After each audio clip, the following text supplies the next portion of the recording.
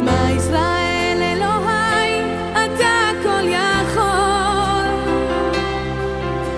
נתת לי את חיי, נתת לי הכל. בעיניי דמעה, הלב בוכה בשקט, וכשהלב שותק, הנשמה זועקת.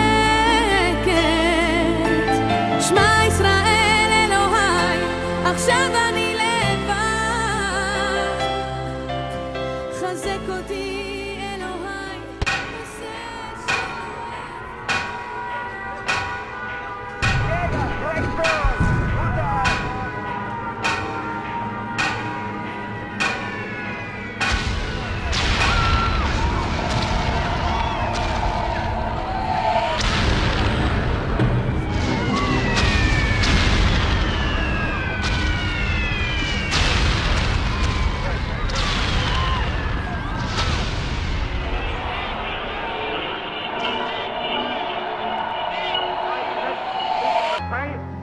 This is the true story of Itzhak Goldfinger.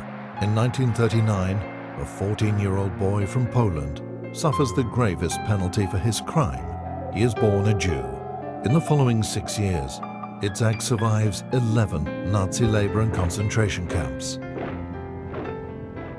When the war is over, his body is found in an open mass grave. But Itzhak is not dead.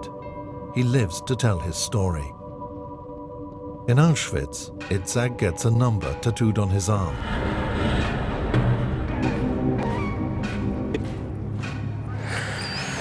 W Izraelu żyje dzisiaj 210 000 ludzi ocalałych z Holokaustu.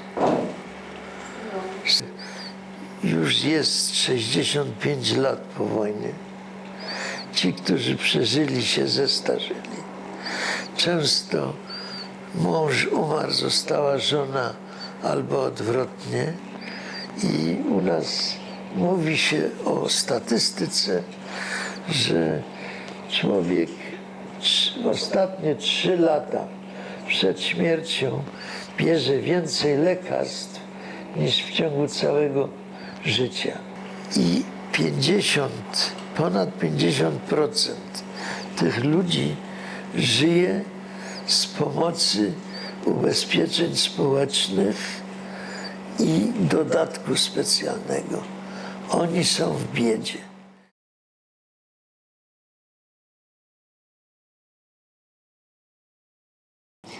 Many survivors live until today in the shadow of the past.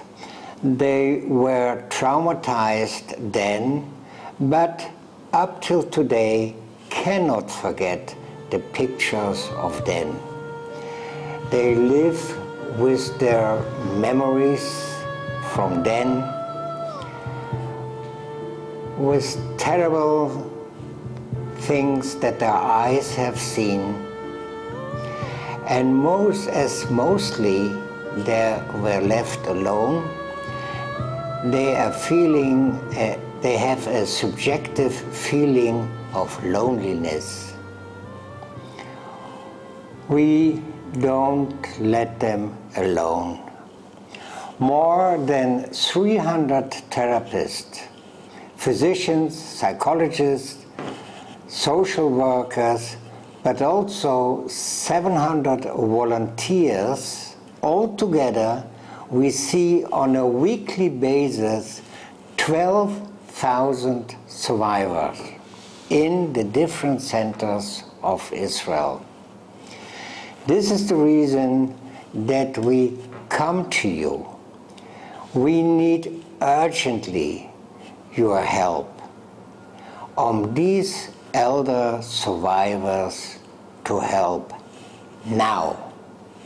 Thank you. Toda. The main activity, it is to, like it's written in Isaiah, comfort my people. We are working with all people which are in need. Today in Israel, every 30 minutes, one Holocaust survivor is dying. time when we can do something is running very fast. Helping Hands Coalition is providing help, bringing love to people.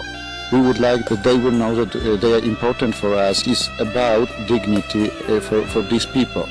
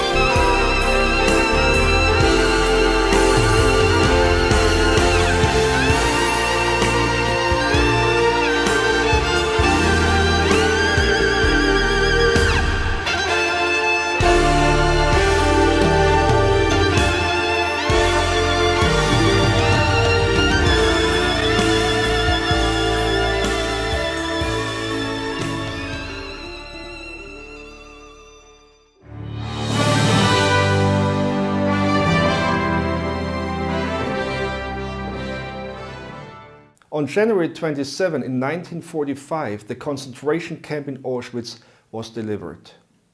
Since January 27, 2005, the European Union has established its annual Europe-wide Holocaust Commemoration Day on this date. We, as European Coalition for Israel, are encouraging since then Christian churches all over Europe, under the motto "Learn from History," to make use of that Sunday next to the Memorial Day. In the past, thousands of churches all over Europe from many different denominations have used this Sunday, number one, to remember the Holocaust, and secondly, to find expressions of solidarity to the Jewish people and to Israel, who are still under existential threat today. Holocaust Sunday in 2011 is the Sunday of the 30th of January and builds upon this experience. This year, though, we want to bring a very sensitive and a very special focus to your attention. The fate of more than 200,000 Holocaust survivors in Israel. All of them are in old age. Many of them are facing difficult circumstances. They face medical problems, psychological problems, financial problems, to name just a few. And, above all, they face together with the whole people of Israel the continual threat of extinction from their deadly enemies around. Please imagine, these very real threats are for those people who have lived through the horrors of the Holocaust, especially painful to cope with. As a German, as a Christian, and as the chairman of the European Coalition for Israel, I want to challenge all of us. These dramatic circumstances of the Holocaust survivors in Israel offer to us as Christians from Europe a very unique opportunity. An opportunity to show our concern, our love, and our support in a way that will deeply impact many of them. Please consider, as long as those survivors are still with us, the last chapter of the Holocaust has not been written. And we, together, have the opportunity to influence this last chapter. If on the ground of that great scale, Christians from Europe find ways of practical support to those very special people in Israel, the chapter may end on a redemptive note, on a note of reconciliation, of friendship, and of brotherhood. So, what can we do? Number one, please pray for those dear people. Please pray prayers of blessings, of encouragement, and of hope from above. Number two, please distribute this information to as many people as you find appropriate. Number three, please look for ways in your churches, in your ministries, and in your groups to make best use of that Holocaust Sunday, January 30th, 2011. Number four, please contribute financially For further directions on the finances, please see below at the end of this clip or visit our homepage. And number 5, dear friends, please visit our website for further information on this project and on the European Coalition for Israel, because we as ECI would very much appreciate your ongoing interest, your prayers and your support. See, if all of us do the little each of us can do, together we can make a big, big impact. Together in this hour we can build a bridge of redemption between Christians from Europe on the one hand and Holocaust survivors in Israel on the other. Thank you very much for your attention and for your open heart. God bless you.